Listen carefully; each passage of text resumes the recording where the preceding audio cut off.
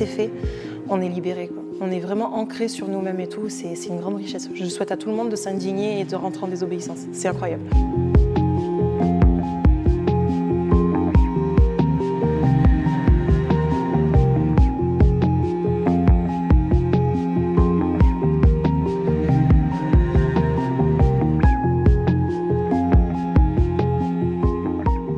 Quand mon fils a eu 3 ans, il y a cette loi en 2019 qui est passée comme quoi les enfants devaient être instruits à partir de l'âge de 3 ans. Ça nous paraissait déjà être super tôt et on lui a demandé ce qu'il voulait faire.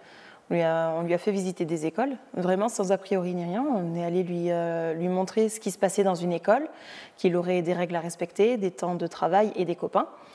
Mais on lui a aussi montré, juste après tout ça, on lui a dit qu'il y avait la même possibilité à la maison, où il y aurait des règles à respecter, des temps de travail et des copains. Et au début, il avait fait le choix de l'école, mais avec maman. Il voulait que je l'accompagne tous les jours. Je lui ai dit que c'était pas possible, mais qu'on pouvait faire ça à la maison. Et ça s'est décidé, du coup, vraiment d'un commun accord avec lui, et ça s'est lancé comme ça, en fait.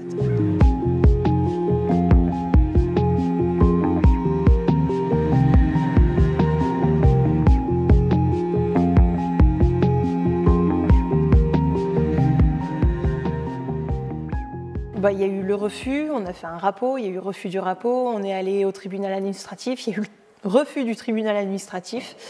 Et au refus du tribunal administratif, quand ma fille m'a vu pleurer, qu'elle m'a demandé ce qu'il y avait, je lui ai dit, les gens qui étaient censés défendre tes intérêts, te défendre, ne l'ont pas fait. Et du haut de ses 3 ans, qu'elle venait tout juste d'avoir, elle m'a dit, mais maman, moi je vais me défendre toute seule. C'est pas quelque chose d'entendable pour moi, c'est pas possible qu'à 3 ans, on apprenne déjà à quel point personne peut nous venir en aide si on est un petit peu différent ou autre. Donc on a continué sur notre lancée, on était déjà décidés à ne pas céder, mais on savait pas trop si on allait être en désobéissance civile, si on allait partir. Et quand elle a dit ça, on s'est dit on va taper dans le dur, quoi.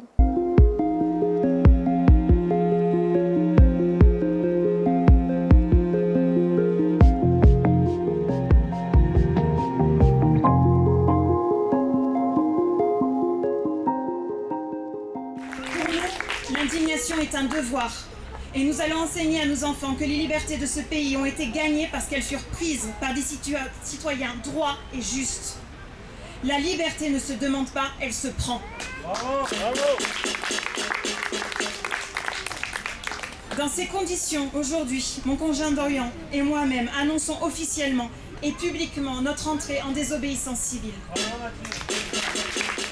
Moi, je me souviens à quel point j'avais peur. Aujourd'hui, j'ai vraiment travaillé sur toutes ces peurs. La première peur que j'ai eue, c'était qu'on puisse retirer mes enfants. Et donc, on en discute beaucoup. On en discute avec des gens qui ont peut-être un petit peu plus avancé sur le cheminement. Ce qui est très important, selon moi, c'est de ne pas rester dans l'émotionnel, de ne pas rester dans cette peur. C'est vraiment d'explorer tout ce qu'il peut y avoir de conséquences. Et à partir du moment où on s'est décidé, en ayant connaissance des conséquences et tout ça, après, par contre, c'est super facile. Aujourd'hui, je me sens vraiment bien, je me sens en fait légitime dans mon combat. Je sais pourquoi je le fais, pour qui je le fais, et je me sens alignée.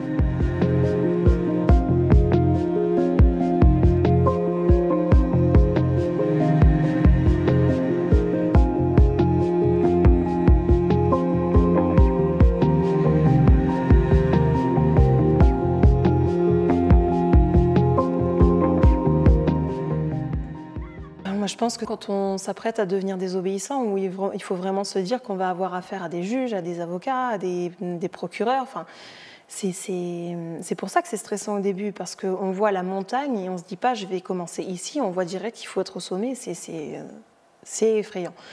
Mais en soi, maintenant, ça va, c'est-à-dire que, étant donné qu'on est aligné, quand on est arrivé devant cette gendarme pour la déposition, on n'était pas stressé ou quoi que ce soit, on savait qu'on était dans notre droit. Et on savait qu'elle était là pour écouter et non juger, donc on a dit ce qu'on avait à dire.